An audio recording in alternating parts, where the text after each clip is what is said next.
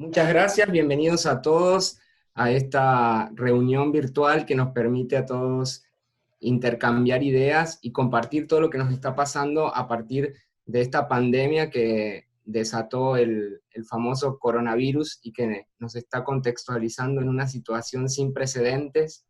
Y la verdad es que para mí es una profunda alegría poder moderar esta reunión con todos estos amigos que la vida me dio la posibilidad de conocer y de compartir momentos inolvidables que siempre nos encontró en determinados puntos, en determinados viajes a lo largo de todo el mundo y que hoy, sin movernos de nuestras casas, nos vuelve a reunir, con lo cual, más allá de admirarlos profesionalmente, eh, trabajar y estar cerca de personas tan queridas para mí es súper importante.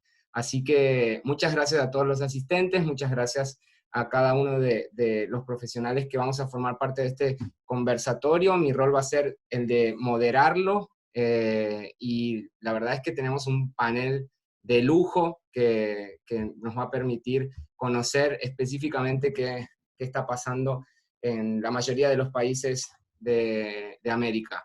Recibí quejas por ahí de otros países que no están formando parte, ya vamos a armar algo con ellos también, como Ecuador, como bueno, Venezuela, Bolivia, Paraguay, Chile, que quizás el título era muy ambicioso y no estaban formando parte de este panel por una cuestión de tiempo. Así que vamos a tratar de hacerlo ágil, de que podamos todos compartir nuestras ideas y les damos la bienvenida a todos. Por Estados Unidos está Enrique Hernández, que es socio de impuestos del estudio Procopio allá en San Diego. Por Colombia está el doctor Felipe Aroca, socio de Aroca Vides Abogados. Por Panamá está Edgar Herrera, nuestro amigo socio de Galindo Arias y López. Por México está Guillermo Villaseñor, socio de Sánchez de Bani. Por Uruguay está Juan Bonet, socio del departamento legal de Deloitte Uruguay. Por Argentina, nuestro amigo Mariano Balone. Siempre somos los dos representantes de la Argentina, pero tenemos una característica en particular: él es abogado, yo soy el contador del grupo, ¿no? Así que para mí es un placer que nos esté acompañando Mariano. Por República Dominicana, Luis Franco, socio de Franco. Por Brasil nos está representando en este caso Bruno Peixoto, socio de VP Tax, que está radicado allá en Miami, así que también nos puede dar una perspectiva de la costa este de Estados Unidos. Y por último, Ricardo Valcárcel, amigo de Perú, gerente de tributación y planeamiento fiscal de Cemento Pacasmayo, una de las empresas más importantes de nuestro amado Perú. Así que muchas gracias a todos, ya están presentados cada uno de los colegas intervinientes. Por lo tanto, vamos a dar inicio a la charla. Por ahí quisiéramos contextualizar un poco qué es lo que está pasando en cada uno de los países que forman parte de esta convocatoria y que nos puedan contar un poco desde cada lugar cómo lo están viviendo y que nos puedan poner sobre la mesa las consecuencias o las primeras consecuencias que se están presentando en cada uno de los países, dado que este virus va repercutiendo de manera muy distinta según la región, con consecuencias también diferentes en cada caso. Así que, Enrique, te saludo, te doy la palabra y me encantaría que comiences a contarnos un poco. Gracias, Iván. En primer lugar, felicidades por esta iniciativa de reunirnos. Primero a todos nosotros que somos amigos, segundo colegas, y pues, para platicar estos temas de actualidad y tan importantes. Es interesante que es información que está cambiando mientras, mientras estamos hablando, probablemente están pasando cosas. Los fiscalistas no estamos acostumbrados a esto, ¿no? Tenemos reglas, las estudiamos, tenemos tiempo, las discutimos, hacemos congresos, nos pasamos 2 años armando los congresos y las presentamos. Aquí, cada día que nos levantamos es algo distinto, ¿no? Entonces, lo primero que estamos viendo en Estados Unidos es, estamos confinados a casa.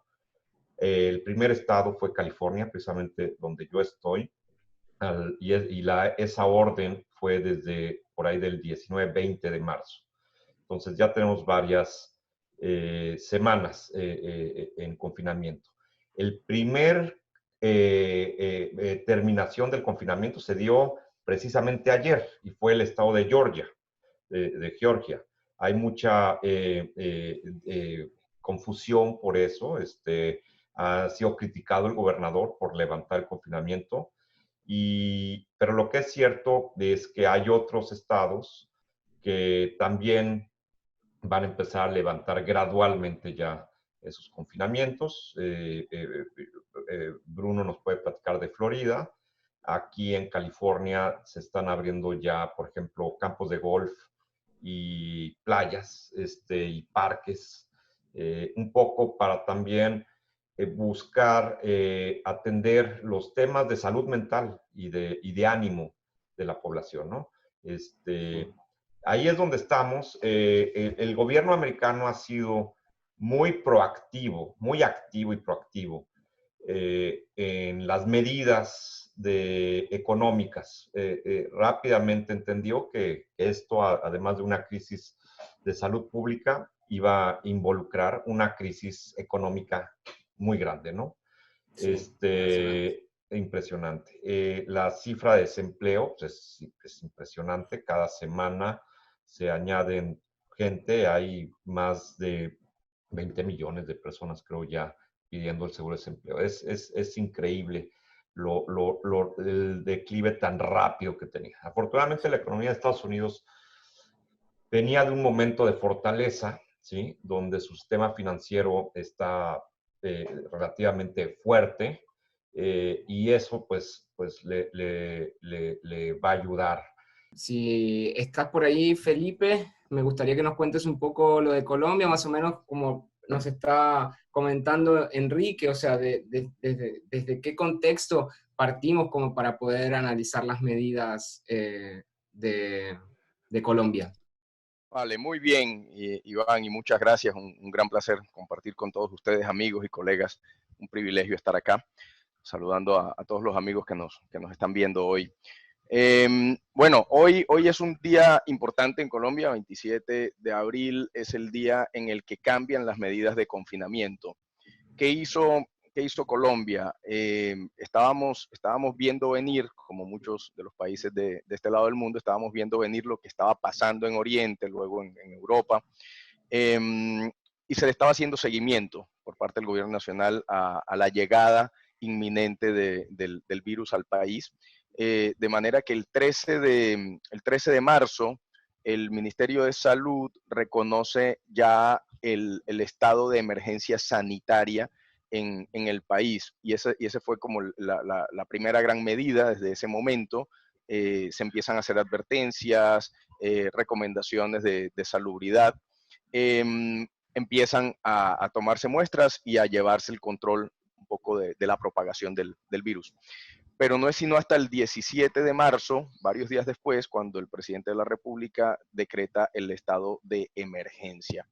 En ese reconocimiento, desde el punto de vista legal, un poco igual a lo que mencionaban en el caso de Estados Unidos, se le permite al gobierno nacional empezar a emitir medidas que salen a diario por los distintos frentes: salud, trabajo, fiscal, transporte, etcétera, porque estamos dentro de un estado excepcional, de un estado de Claro. emergencia económica y social.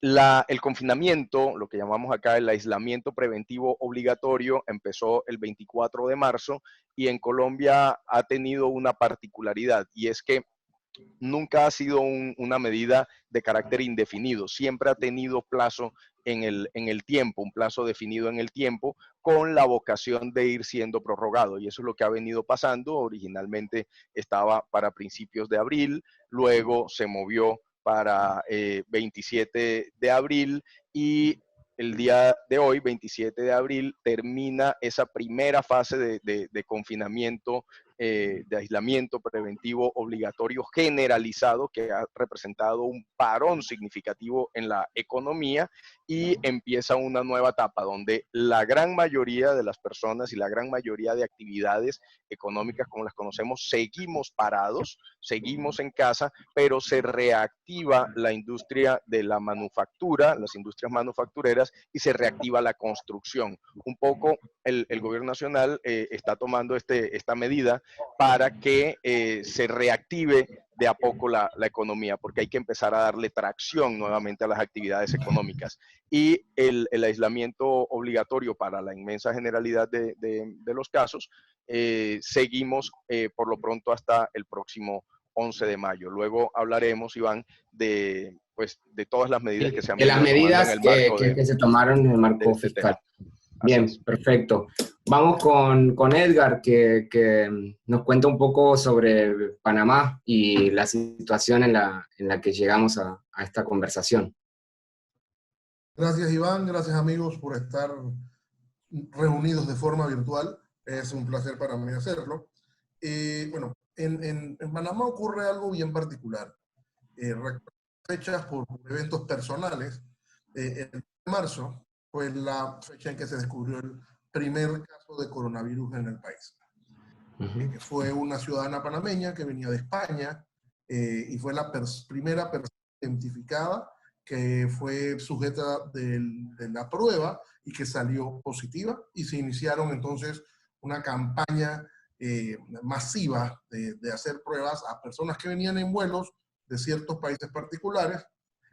Panamá, por su naturaleza, es un lugar que es conocido como el hub de las Américas, pero además es un importante de entrada de vuelos desde China. Claro, un aeropuerto importantísimo. Exactamente. Y eso generó, pues, que se extremaran medidas para ciertos países. Por ejemplo, uno de los primeros vuelos que se detuvo fue el vuelo que se originaba en China y que ya no podía estar llegando a nuestro país. Era un vuelo de dos patas, como le llaman, two-leg flight. Llegaba de Beijing a Estados Unidos y de Estados Unidos a Panamá. Ese vuelo realmente era un vuelo directo con una escala, también por las distancias, fue detenido inmediatamente. Luego se comenzaron a detener vuelos que venían de Europa, principalmente de España, y cualquier vuelo intermedio que viniera de Italia. Ya sabemos lo fuerte que atacó Italia el coronavirus, y a España también. Ese día comenzaron una serie de medidas que terminaron en una declaratoria de confinamiento o de cuarentena que inició el 25 de marzo. Desde el 25 de marzo y hasta la fecha seguimos en cuarentena.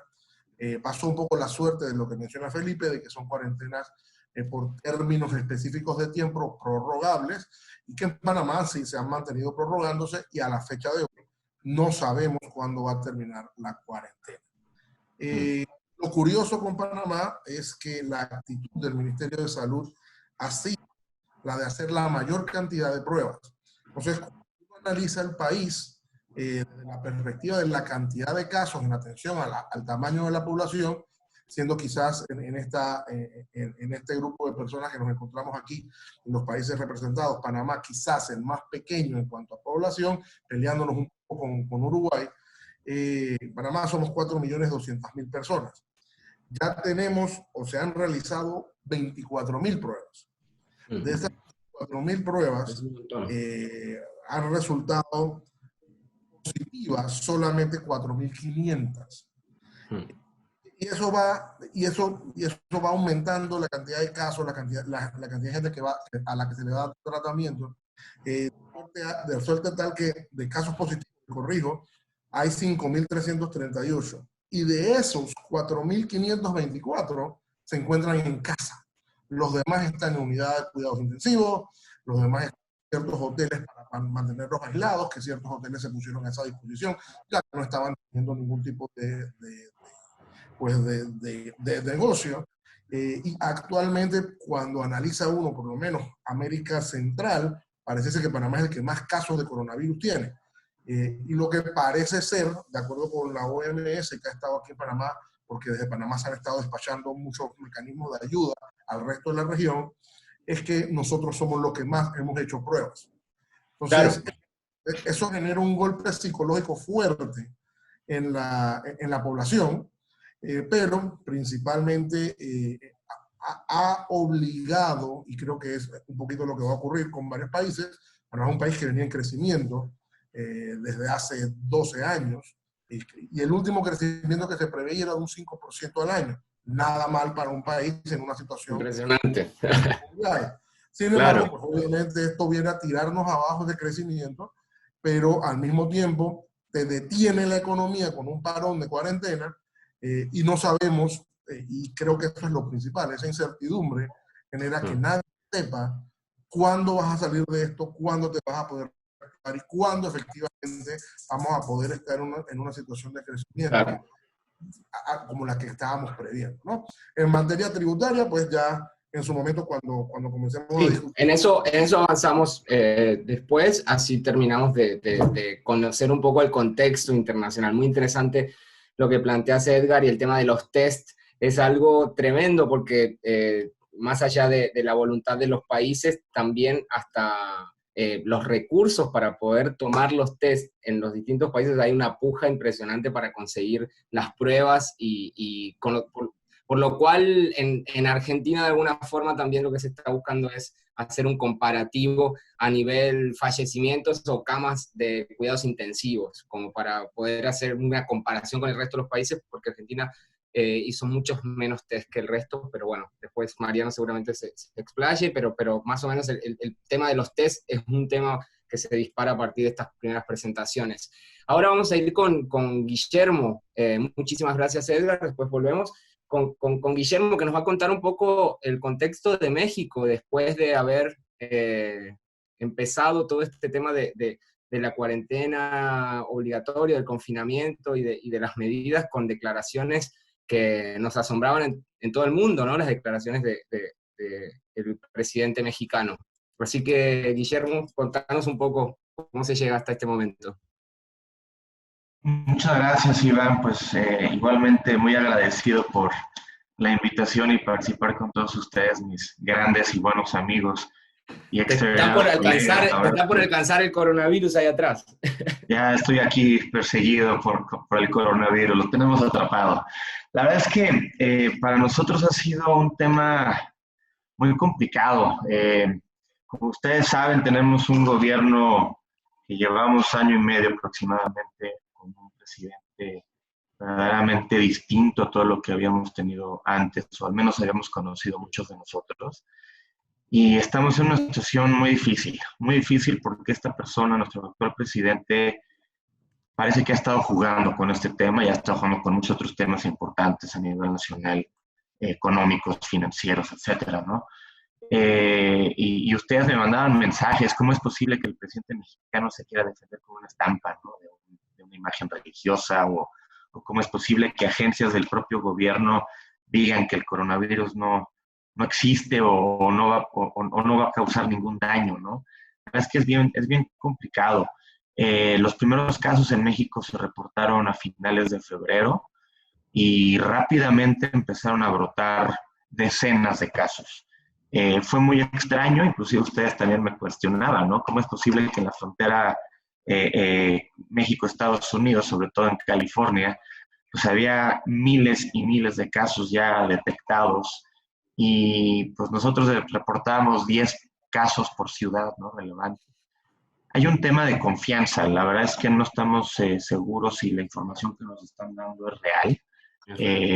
Este fin de semana pasado estábamos ya rebasando los 13,000, 14,000 casos reportados de contagios de personas enfermas, pero mucha gente está reportando informes de que pues, están utilizando distintos nombres, ¿no? Para las enfermedades, lo cual no cae dentro del COVID.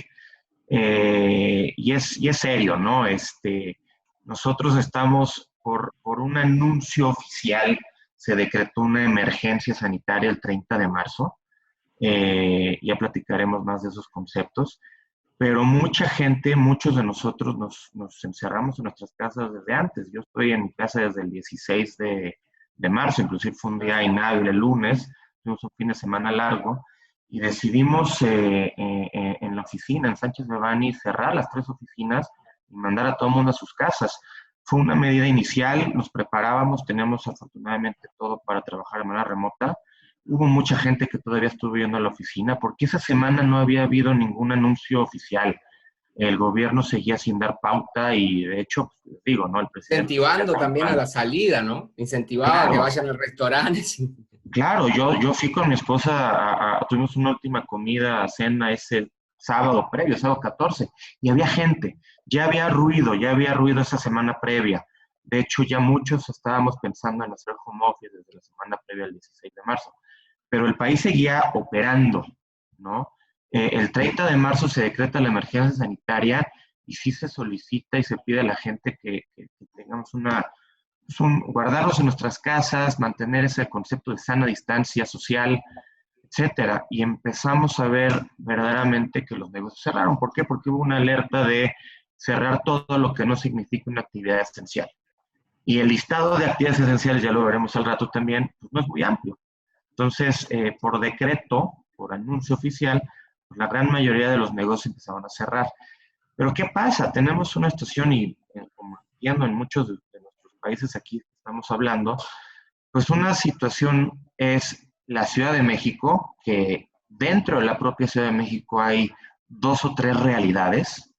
Yo estoy confinado hace 6 semanas, pero sabemos que hay mercados públicos, plazas públicas, que la gente sigue saliendo, ¿no? Inclusive el propio gobierno local de la Ciudad de México no tomó la decisión de cancelar eventos masivos, como un concierto que le llaman Vive Latino, es un concierto masivo que dura 3 días, y no lo cancelaron, ya había contagios. Increíble, ¿no? Pero peor aún, te sales de la Ciudad de México y te sales de las ciudades de buen tamaño importantes y la vida sigue. La gente sigue en las casas, en las calles, en los negocios, en los mercados. Pero el problema, pues, es obviamente una situación también real económica. La gente vive al día. Si la gente no está en el mercado vendiendo las tortillas, pues no tiene dinero para llevar a comer a su casa.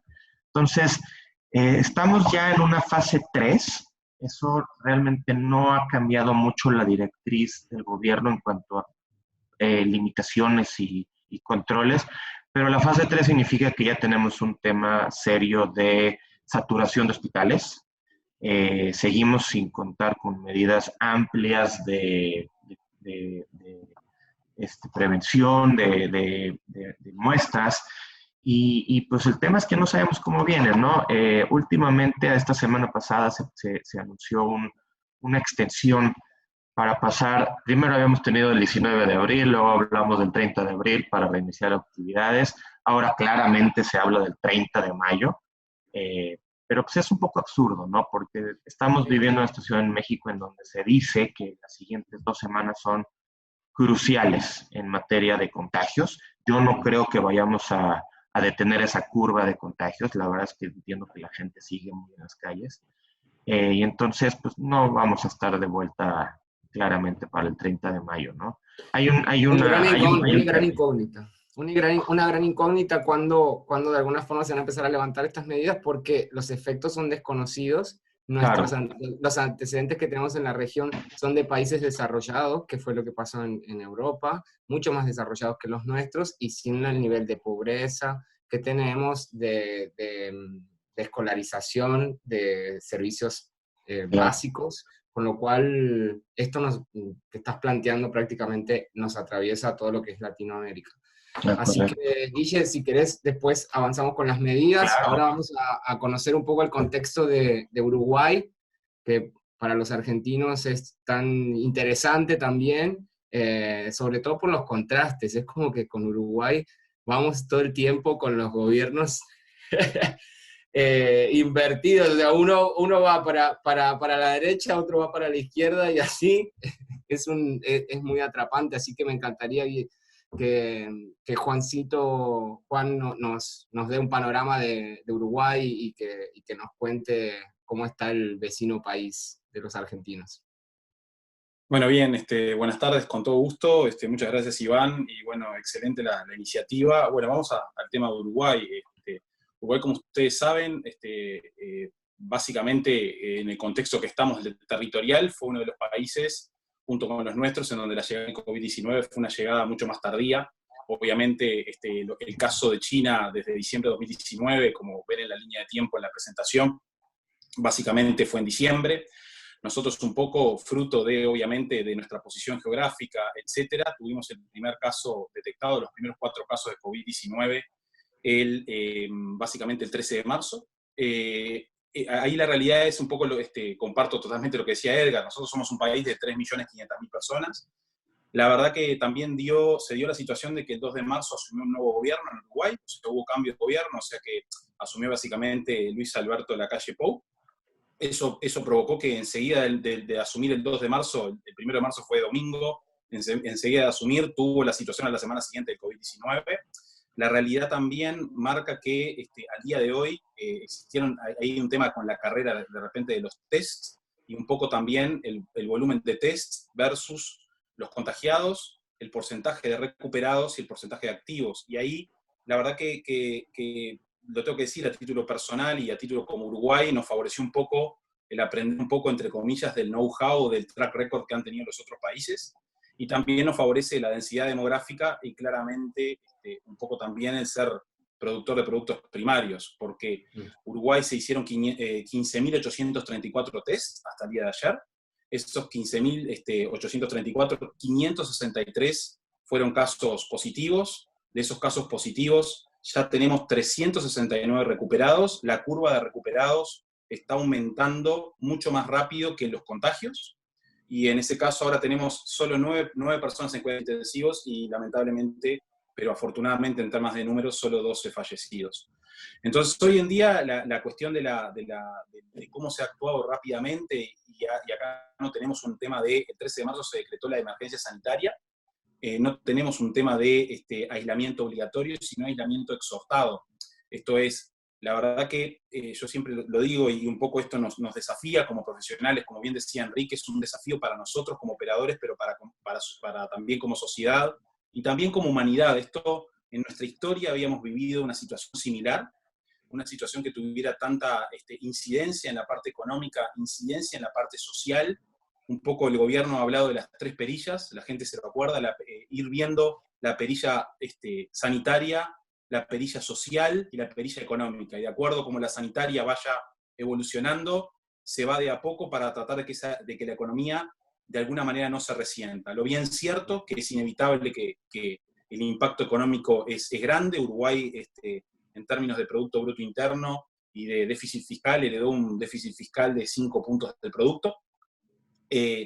O sea que en la realidad la situación de Uruguay en ese sentido es una situación compleja y también es una situación que un poco amerita cambios rápidos. La realidad, como ustedes saben, hay una particularidad. Uruguay concentra la mitad de su población en Montevideo, con lo cual hay muchos departamentos que no están contagiados, pero no simplemente porque de repente ese departamento tenga una política sanitaria mucho más proactiva, sino por la simple razón de que la densidad demográfica favorece eso. Se reactivaron las escuelas rurales, en cierta medida, 535 escuelas rurales se reactivaron, la construcción se reactivó, y bueno, y nosotros desde el punto de vista profesional empezamos el home office muy rápidamente, somos 430 y pico de personas, y la verdad que nos favoreció muchísimo la propia prestación de servicios profesionales que damos y que podemos de alguna manera poder darlos remotamente. Y además, obviamente, el tema de tener laptop, aunque parezca una nimiedad, eso nos permitió enseguida tener los sistemas absolutamente rápidamente en orden para poder realizar el teletrabajo y cuidar a nuestra gente. La verdad bueno, que en temas yo no quiero hacer valoraciones políticas, pero quiero hablar de algo técnico que es, o de algo factible, digamos, las encuestadoras dan un nivel de aprobación de las medidas del gobierno en un 74%, eso es un dato que nombran las encuestadoras, con lo cual acá la exhortación obligatoria y se generó el hashtag Quédate en casa ha sido casi del mismo efecto que una cuarentena obligatoria. Entonces la gente de alguna manera siempre entramos a que cada semana era crítica y lo es, y eso creo que ha provocado, sin dudas, un aplanamiento de la curva de incremento de casos. Entonces, ahora está por verse lo que se nos viene, está por verse qué sucede con Uruguay, en el sentido de que Uruguay, como productor de productos primarios, hay que ver si eso favorece o no favorece a Uruguay en el futuro. Y obviamente, en lo que hace a las medidas, hay medidas que vamos a tocar en la segunda parte, pero obviamente el espíritu de las medidas es un poco acompasar a la población más vulnerable para de alguna manera después tratar de favorecer a quien, según el gobierno, nos saca de esta crisis, que básicamente son las empresas. Entonces, de ahí vamos a hablar un poco cuando Iván, vos lo dispongas, Sí, que Juan, se tomar y no se tomar. sí, muchísimas gracias. La verdad que lo que estás planteando me interesa mucho ese concepto de las perillas, porque de alguna forma permite ir regulando el aislamiento y la recuperación en función al día a día. Creo que eso es lo más importante. Creo que todos los gobiernos se encontraron con una situación sin precedentes y que la mesura a la hora de tomar las decisiones, si no las toma el propio gobierno, la propia gente decide, como en el caso de Uruguay, cuidarse, quedarse en casa, ver qué es lo que pasó en el resto del mundo y cuáles son las cosas que fueron dando resultados. Así que muchísimas gracias, Juan. Después seguramente volvemos. Ahora vamos a poder hacer el contraste con Argentina, que viene tomando decisiones en cuanto al aislamiento desde el mes de marzo, pero bueno, para que nos pueda detallar un poco la situación en la que llegamos, le doy la bienvenida a Mariano, que quiero que nos cuente un poco cuál es la perspectiva de Argentina y que la podamos comparar con la del resto del mundo y hasta qué punto llegamos a esta charla a partir de la llegada de esta pandemia, Mariano. Bueno, buenas tardes. La verdad que para mí también es un placer, como dijeron los demás, poder participar de este conversatorio de amigos y colegas. Es un honor para mí realmente. Y tengo la ventaja que está Iván, que es como yo argentino, y por lo tanto todo lo que me olvide, él me lo va a hacer acordar de lo importante en este tema. Pero creo que muchas de las cosas que he estado escuchando se asemejan en algún caso en Argentina y otros casos no. Me parece que esto es común dentro de lo que es la región, pero me parece importante en nuestro caso contextualizar cómo recibimos el coronavirus o el COVID-19, porque Argentina cambió el gobierno el 10 de diciembre de 2019. Y antes de fin de año se dictó una ley de solidaridad social en virtud de la emergencia de todo tipo, económica, fiscal, social, tarifaria, energética.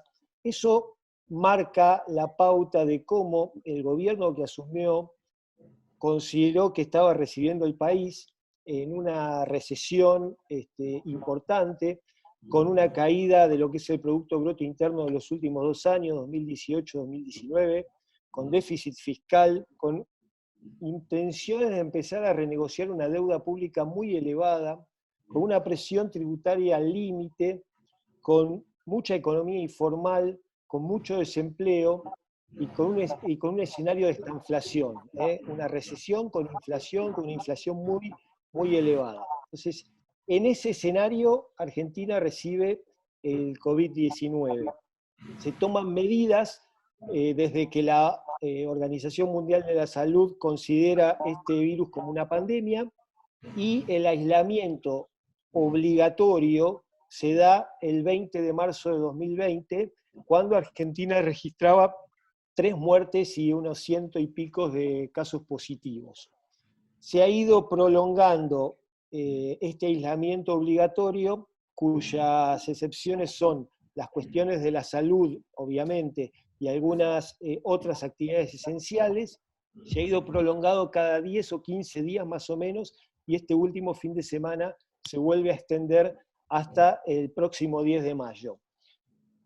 Ahora, en esta última oportunidad, lo que se está decidiendo es que haya determinada flexibilización por zonas, porque Nosotros somos un país federal, las provincias, como estamos divididos, no pueden en este tema tomar decisiones aisladas o uniformes como pueden tomar en Estados Unidos, entonces tienen que consultar con el gobierno nacional. Y de lo que se está hablando es que en determinadas provincias o en determinadas zonas de determinadas provincias donde no hay casos o donde no se verificaron casos, entonces que ahí de a poco se puedan empezar a abrir y a flexibilizar algunas actividades. ¿Cuáles son los números al último fin de semana? 3.600 aproximados casos positivos, unos 180 fallecidos y unos 1.030 casos recuperados, con un orden de 47.000 más o menos test que se hicieron, en orden a 1.000 test por 1 millón de habitantes. Es la gran apuesta que tiene el gobierno, prestarle atención a la salud, dejando de lado un poquito la economía, sabiendo que este aislamiento genera una caída de la actividad que es muy prolongada y empezando a tomar algunas medidas de asistencia y salvataje para los más afectados, que luego vamos a ir comentando en materia fiscal, porque saben que el aislamiento provoca todo este parate.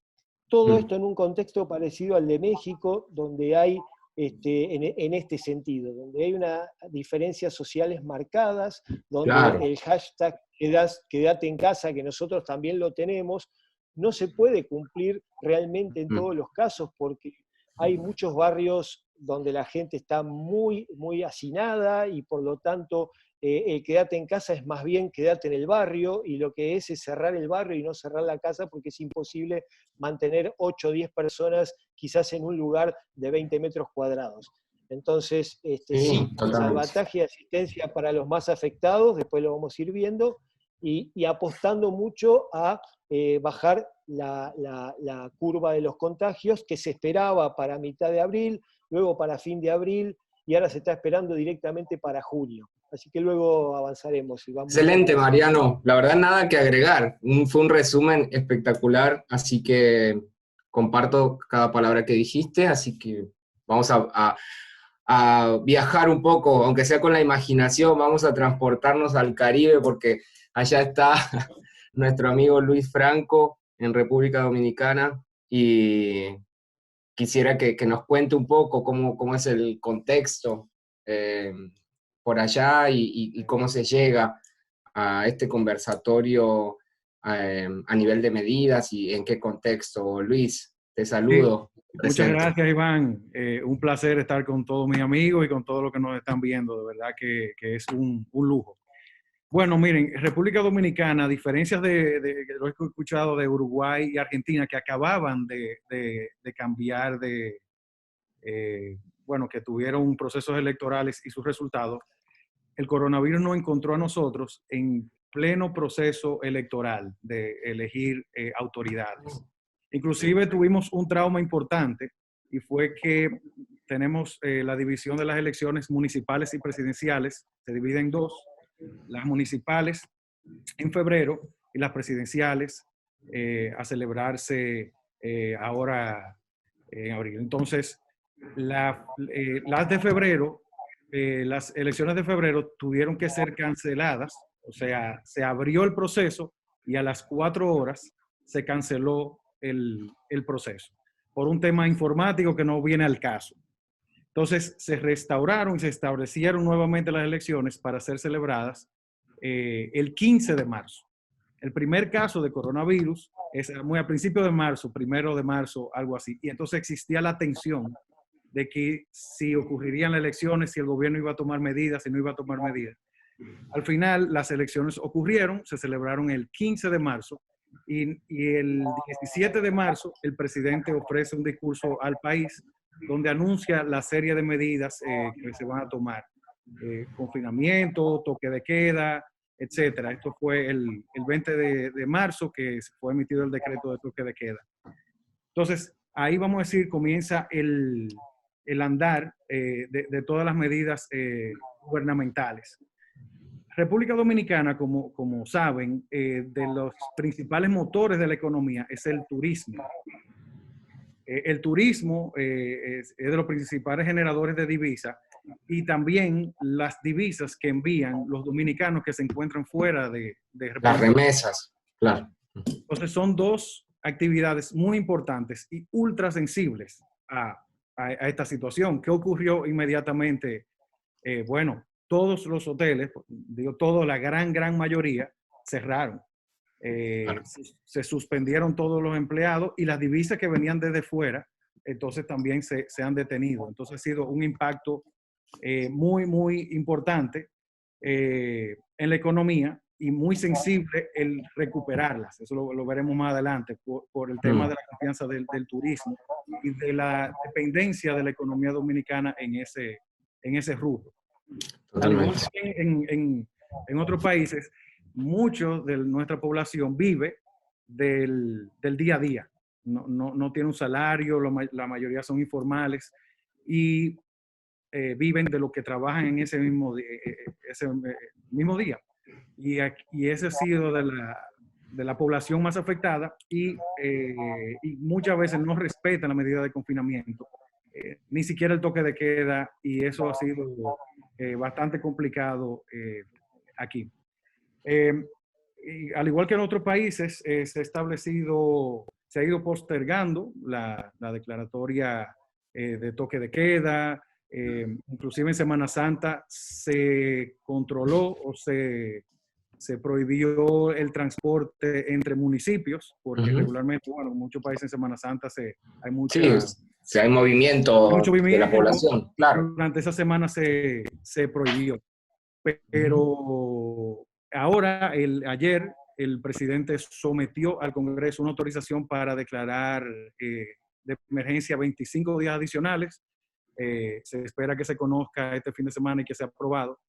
Y en boca de las mismas autoridades indican que no es el tiempo para hablar de reapertura. Escuchan en algunos países donde dice, bueno, vamos a ir abriendo sectores productivos y eso, pero la posición local es que no es tiempo de hablar de eso, aunque sí hay ciertos sectores que han ido abriendo, sector zona franca, pero muy leve. La posición oficial es no abrir. Ahora mismo en el país tenemos la cifra hoy, 5.926 casos, fallecidos. Entonces, se espera que este fin de semana se apruebe la declaratoria de emergencia y que se anuncie nuevas medidas la semana que viene. Bien, muchísimas gracias, Luis. La verdad que es muy contrastante. Me parece súper interesante el aporte en el conversatorio respecto a un lugar que su vida pasa quizás por el turismo y la verdad es que es un gran desafío. Así que muchísimas gracias. Ahora vamos a ir... Y otra cosa, disculpa, sí. Iván, cosa que se me quedó importante, es que las elecciones presidenciales fueron postergadas. Y ahora están, sí, o sea, todavía no hay presidente electo. Tienen fecha. No, porque las elecciones no han ocurrido. Y esa es la curiosidad, claro. Esta pandemia nos ha tomado en medio de procesos electorales. Y ahora ha sido postergada para el 5 de julio. Pero muchos dudan. Pero tampoco se sabe si, claro, cómo vamos a llegar al 5 de julio. Sí. Y la oposición indica que si se van a quedar, si se quieren quedar, entonces es un poco tenso políticamente. Eso quería agregar, disculpa. No, está bien. Muy buena la aclaración. Gracias, Luis. Ahora vamos a hablar con Bruno Peixoto, que es titular, o sea, es brasilero. Vivió en Uruguay, ahora está en Miami, así que es nuestro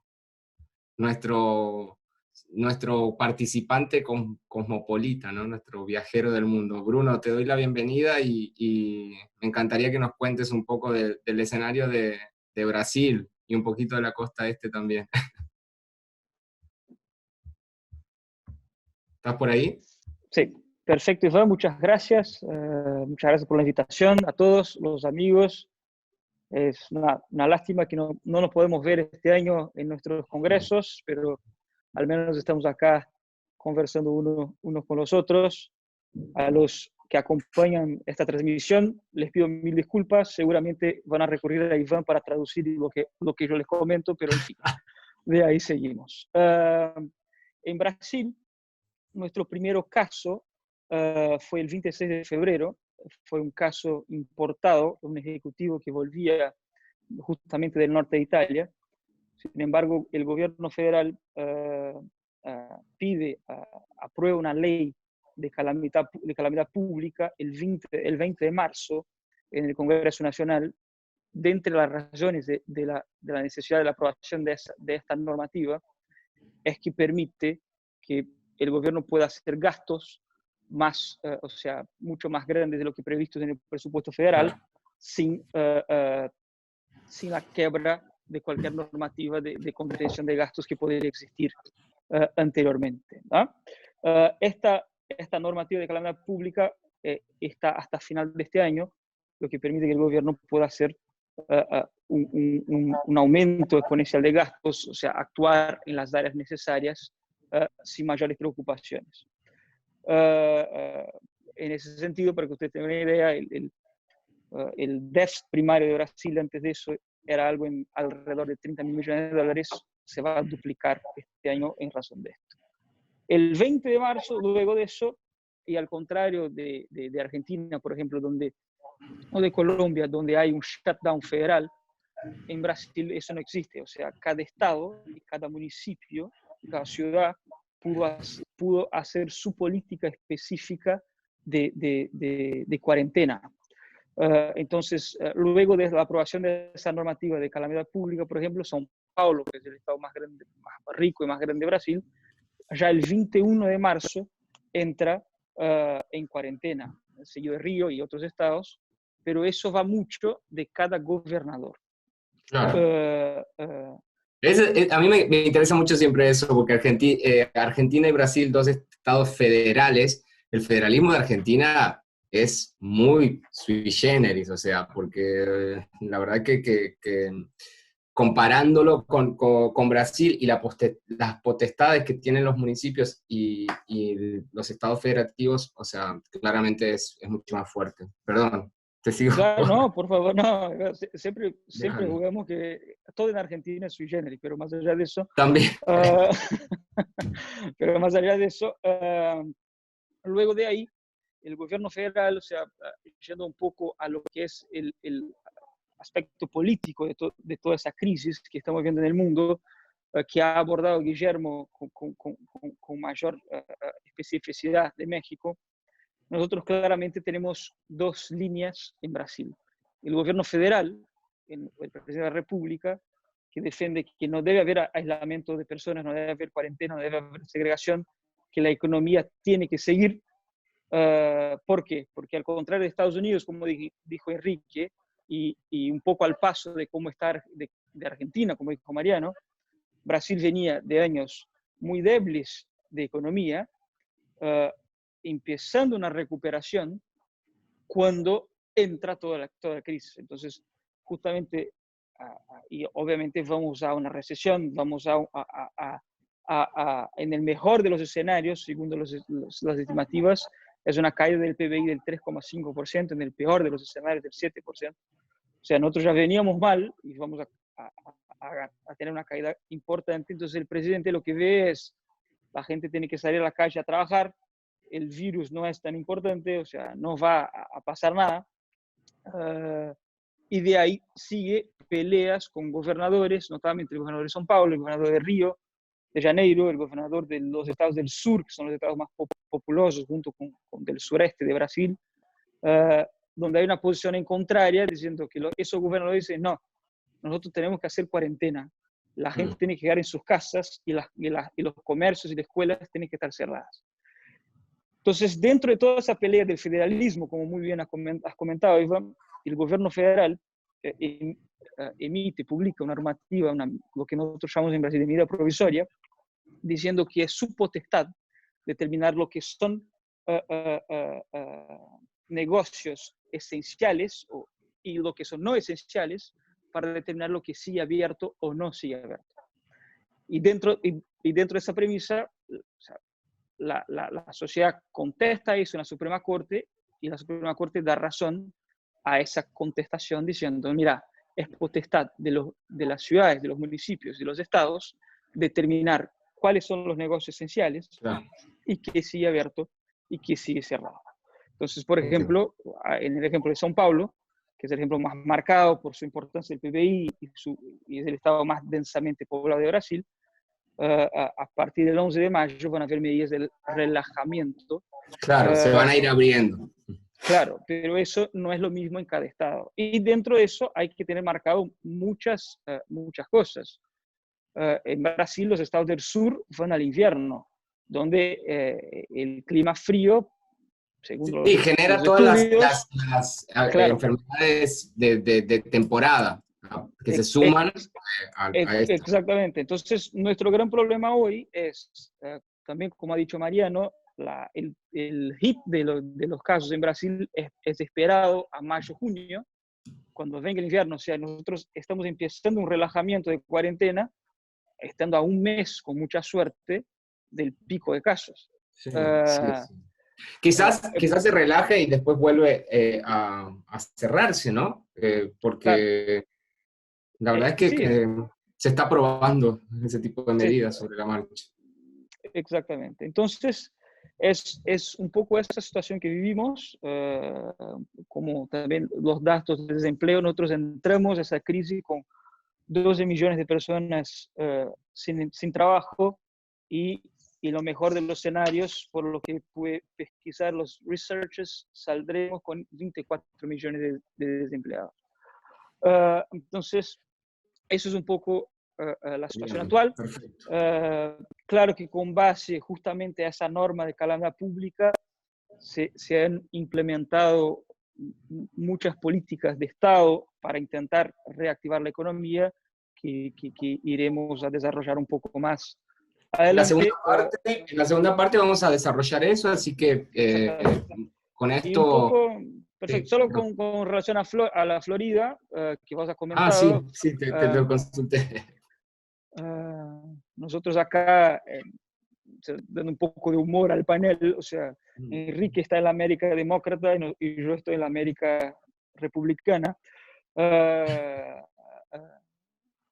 La Florida hay muchas cosas. El sur de la Florida es el hotspot de casos, Miami específicamente es el lugar con más casos en la Florida. Entonces, la ciudad de Miami ha cerrado playas, ha cerrado parques, y eso estamos viviendo hoy. El gobernador ya dispuso la apertura de algunas cosas al norte, y se espera que eso empiece a pasar en el sur también, rápidamente, a luz también de lo que el presidente Trump está diciendo, porque el gobernador de Florida es una persona que sigue lo que establece el presidente. Exactamente.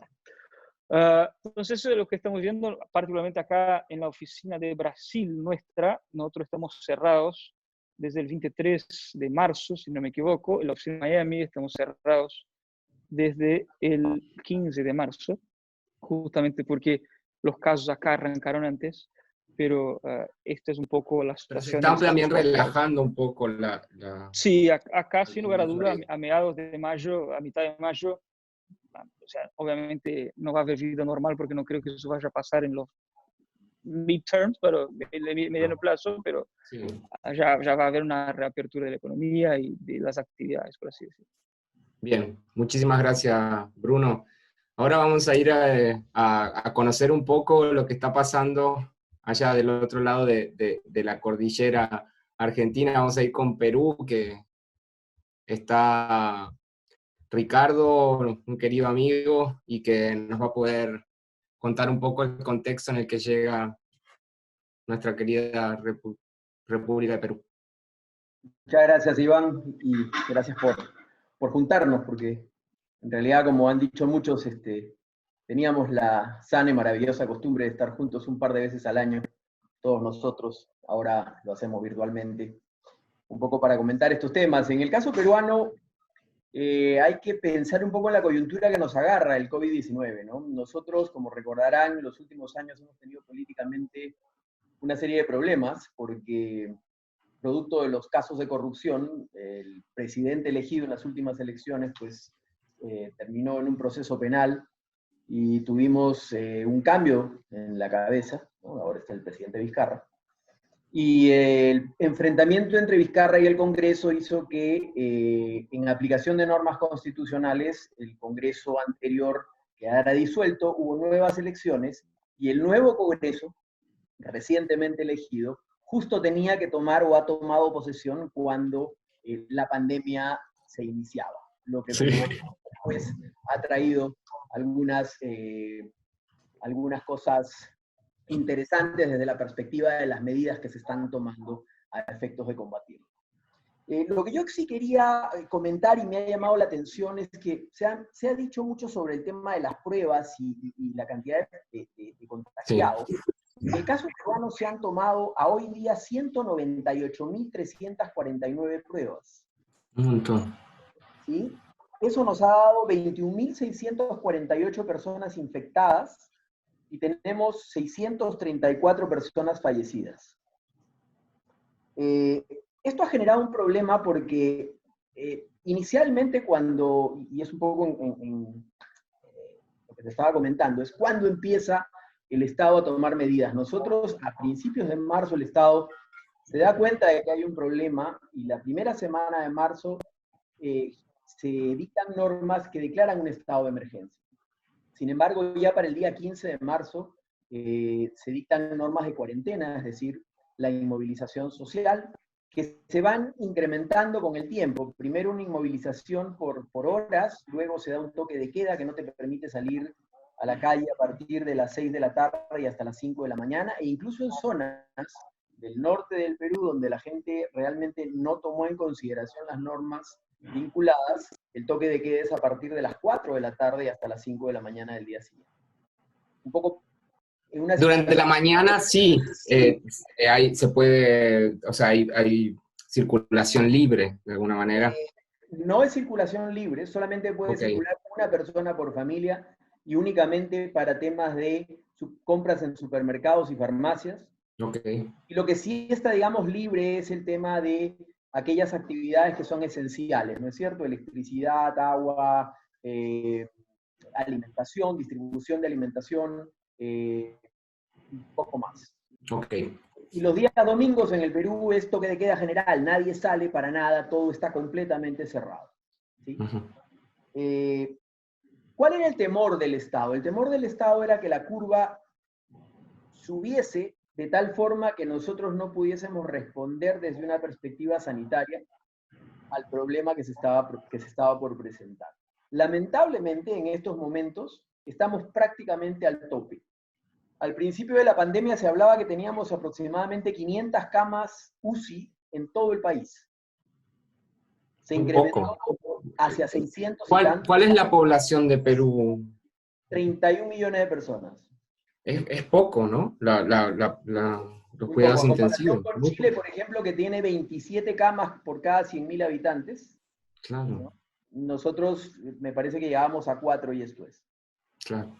Y el problema es que estamos llegando en este momento, sin haber llegado al pico de la pandemia, estamos llegando a una situación en la cual ya los hospitales están colapsados, tenemos muchísima gente en los hospitales, y en muchos de ellos ya no hay camas con respiradores que puedan ayudar a la gente.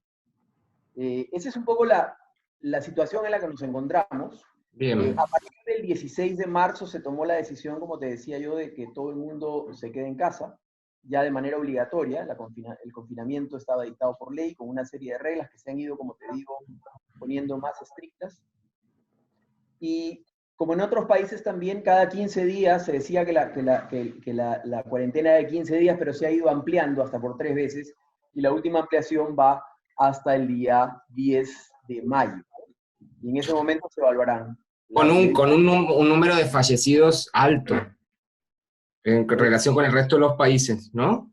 Tiene un número de fallecidos alto, si no me equivoco, Bruno me puede corregir, somos el segundo país con fallecidos luego de Brasil. Sí, esa es la información. Muchísimas gracias, Ricardo, por tu excelente resumen. A partir de ahora, dado lo extenso de la temática, lo interesante y lo variado que tiene cada país en razón a las medidas que se fueron adoptando, vamos a abrir el camino para que cada uno pueda conocer las exposiciones de cada país y las medidas particulares, país por país, de todos los participantes, y así poder conocer en detalle cuáles fueron las decisiones que se tomaron en los distintos gobiernos y cuáles son los incentivos que se dieron a partir de la pandemia.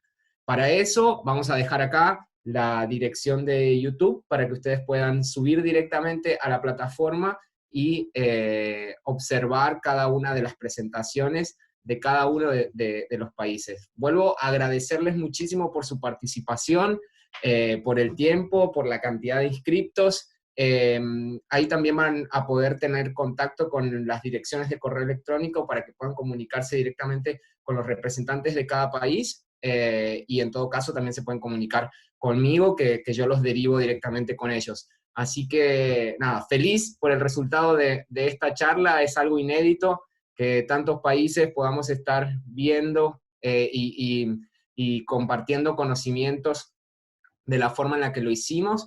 Así que estoy muy contento, les agradezco a cada uno de ustedes, a los participantes, a los expositores, que son colegas de primer nivel a nivel internacional, y que se tomaron su tiempo para compartir sus conocimientos con nosotros. Así que muchísimas gracias, amigos. Seguramente nos volveremos a encontrar. Muchísimas gracias, participantes, y hasta la próxima. Chao. Gracias. Bye.